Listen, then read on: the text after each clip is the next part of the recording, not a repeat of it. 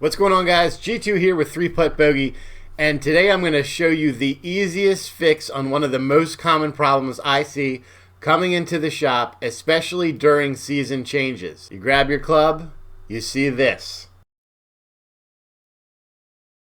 What are you going to do? How are you going to fix it? I'm going to show you how to fix it in about 3 minutes at home with zero cost. Be the right club today. Yes!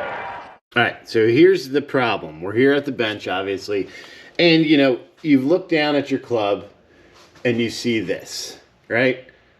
This ferrule is spaced now away from the club head. This is a very common thing to happen to clubs. Happens for a number of reasons, depending on how good your club maker was or manufacturer. The ferrule, when installed, should be epoxied underneath of it, right? So it should be a little bit on the shaft as you put it down. That epoxy holds that ferrule in place. Now, not all club manufacturers and or clubsmiths do this for a very specific reason, because it's just an extra step and it's a little time consuming, more cleanup after the fact. So what they typically do is when the shaft is put into the hosel, that runout will leak up in this general area right here, and then will attach itself to the ferrule and kind of hold it in place. Most ferrules are chamfered, so they have a slight angle in from the edge, and that chamfer in here, you can see it on this, kind of allows for that epoxy to fill the gap between the ferrule and the shaft, and they think that that'll be enough to hold it, this little bit of glue right here, when in theory you want some glue inside of that ferrule to hold it in. Expansion and contraction, this is plastic, right? It's plastic on metal, two different materials. As the shaft expands, the ferrule will expand and they get a nice tight seal. As the steel may shrink when it gets colder, the ferrule may not shrink. And again, of course, the glue, just from impact, you hit something hard, maybe you get a good old hosel rocket, just enough to crack that epoxy seal loose is why this will happen. And you can see, this is actually some epoxy right here. It happens. It's not the end of the world. Now, what you do want to make sure is that when this happens, you have to check one thing 100%, because there is always the possibility that this isn't moving, your club head is moving.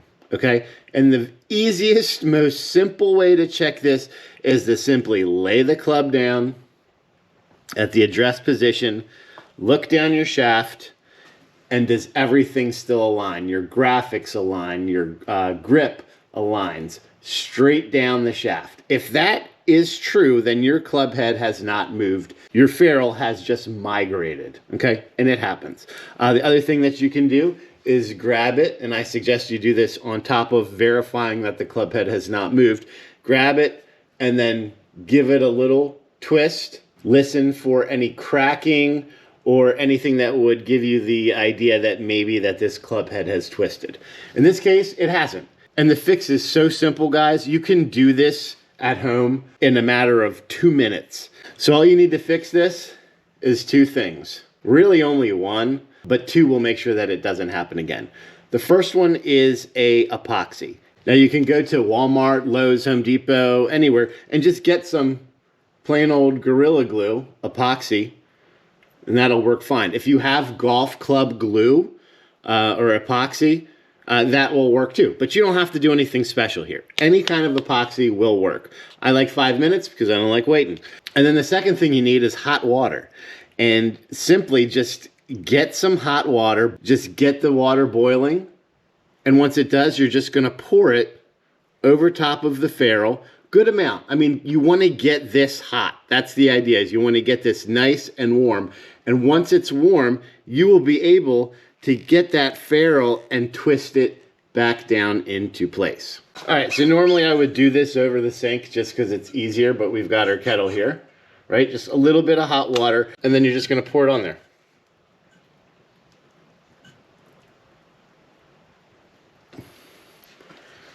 Okay, just like that. That's it. And then we're simply just going to get a towel here, wipe it down a little bit, and then just move the ferrule back. You know, put the epoxy in there. As the epoxy dries that you placed on the shaft and the ferrule, and as the ferrule cools, it will go back and it will not move. And that's simply it. Like, that's all you got to do. If you want to take this one step further and kind of make your ferrule, you know, a little nicer, ferrules get banged up, you know, chatter marks or hit a root or whatever, and they're supposed to be shiny, not really matte or anything like that. So what I like to do is, it's plastic. So acetone will make this shiny again.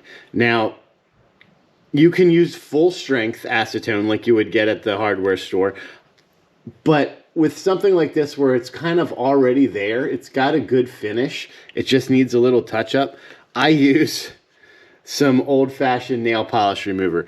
And I use this because it's not as harsh. So it won't melt your ferrule, which acetone will do if you're not paying attention. You could melt it. If you have any, you know, paint fill or anything like that, it won't take it off. And simply just put it on a rag here, and we're just gonna kind of rub it back and forth like so. Light pressure, couple times, and that's it. Now we'll wait for it to dry. It dries very quickly, obviously, it's acetone. And then we'll just come back with the cloth with the non-acetone side and just give it a couple little spins. And that's it.